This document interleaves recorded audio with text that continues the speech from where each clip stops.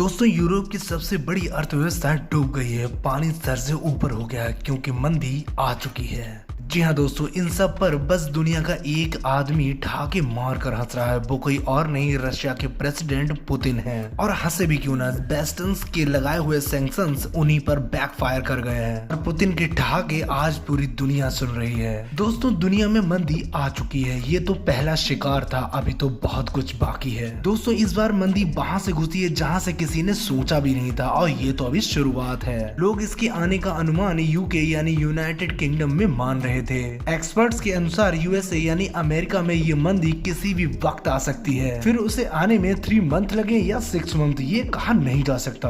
दोस्तों मंदी का सीधा सिद्धांत है, अगर किसी कंट्री की इकोनॉमी 2 क्वार्टर यानी कि 2 तिमाही निगेटिव में चली जाए तो उसे मंदी का शिकार माना जाता है। और जर्मनी के केस में ये पहले क्वार्टर में 0.5 और दूसरे क्वार्टर में 0.3 रह गई। दोस्तों आगे ये और गिरेगी क्योंकि लोग खर्च कम कर रहे हैं। लोग खर्च कम तब करते हैं जब उनकी इनकम कम हो जाती है, और खर्च कम होगा तो डिमांड कम होगी, और अगर डिमांड कम होगी तो सप्लाई भी कम हो जाएगी, और साथ ही मैन्युफैक्चरिंग भी कम हो जाएगी, और इस तरीके से पूरी साइकिल बन जाती है और देश गरीब और गरीब होता चला जाता है। पर भारत के केस में आरबीआई का कहना है कि भारत की जीडीपी 7% से ऊपर जाएगी और भारत में मंदी आने का कोई सवाल ही नहीं उठता। दोस्तों एक्सपर्ट्स का कहना है कि G7 की 5 से 6 कंट्रियों का मंदी में जाना तय है। दोस्तों अगर ऐसा हुआ तो वैश्विक मंदी घोषित कर दी जाएगी, दुनिया ग्लोबल रिसेशन में चली जाएगी और इस बार की मंदी 2008 से भी बड़ी होगी, ये एक्सपर्ट्स का कहना है। दोस्तों इस बार की मंदी के पीछे 2 मुख्य कारण हैं। पहला कोविड-19 और दूसरा रशिया यूक्रेन वॉर। कोविड-19 में 2 साल मार्केट बंद और फिर 1 साल हो गया है रशिया यूक्रेन वॉर को, जो रुकने का नाम ही नहीं ले रही। और क्या जरूरत थी अमेरिका को यूरोप के देशों को ये कहने की कि नाटो में ज्वाइन हो, और नाटो ने तो ये पहले ही कह दिया था कि वो रशिया की तरफ नहीं बढ़ेगा। तो फिर ये क्या है?